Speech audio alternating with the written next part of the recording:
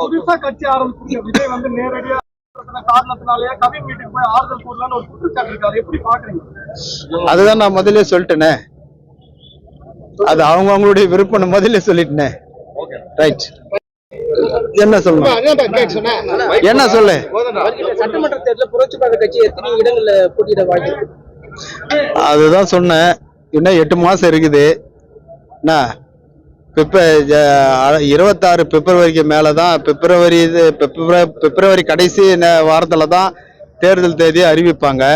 அது வரைக்கும் நீங்க கணக்கு போட்டாலே 8 மாசம் இருக்குது. 8 மாசம் சொல்ல இப்ப நம்ம எப்படி சொல்ல முடியும்? இதுக்குள்ளால பல மாற்றங்கள் உருவாகும். ஏன்னா கூட்டணியில வந்து அதிமுக இருக்கீங்க, அதிமுக கட்சியில வந்து பிளவு ஏற்பட்டது, அது எப்படி நான் பாக்குறீங்க? அதிமுகல என்ன பிளவுன்றது எனக்கு தெரியலையா, நீங்க தான் சொல்றீங்க பிளவுன்னு. ஓபிஎஸ் வந்து இப்ப விலகி இருக்கிறது, அப்போ வாக்கு வங்கி அவங்க பாதிக்கப்படும். சோ நீங்க இல்ல, அது வந்து நீங்க வந்து அவரு ஓபிஎஸ் கேட்கணும், இல்ல அந்த கூட்டணி கட்சி தலைவர் எடப்பாடியாரை கேட்கணும், இல்ல அவர் யாரு கூட கூட்டணி அவங்கள என்ன கேட்டா எப்படி கேட்டா அவங்கள மாதிரி நான் ஒரு கட்சி கூட்டணி அவ்வளவுதானே. அதிமுக இருந்து நிறைய பேர் திமுக போய் இணைகிறாங்க, அது அவங்களுடைய விருப்பம் தானே, ஒவ்வொருத்தருடைய விருப்பம்.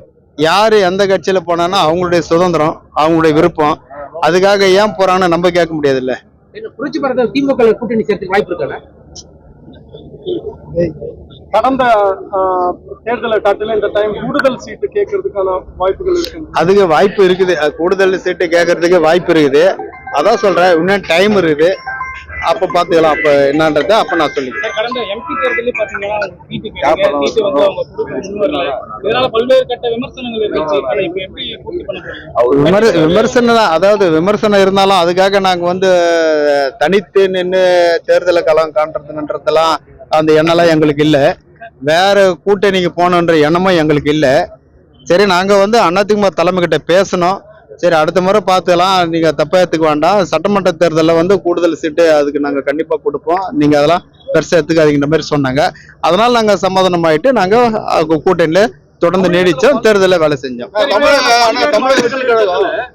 பல்வேறு வழக்குகள் இருக்கு, இந்த மாதிரி ஆவண படுகொலை இருக்கு, கஸ்டடி மரணம் இருக்கு. குறிப்பா அந்த சிறுவன் கடத்தல் வழக்கை மட்டும் அவங்க திமுக அரசு தீவிரமா செயல்பட்டு வர்றதா சொல்றாங்க.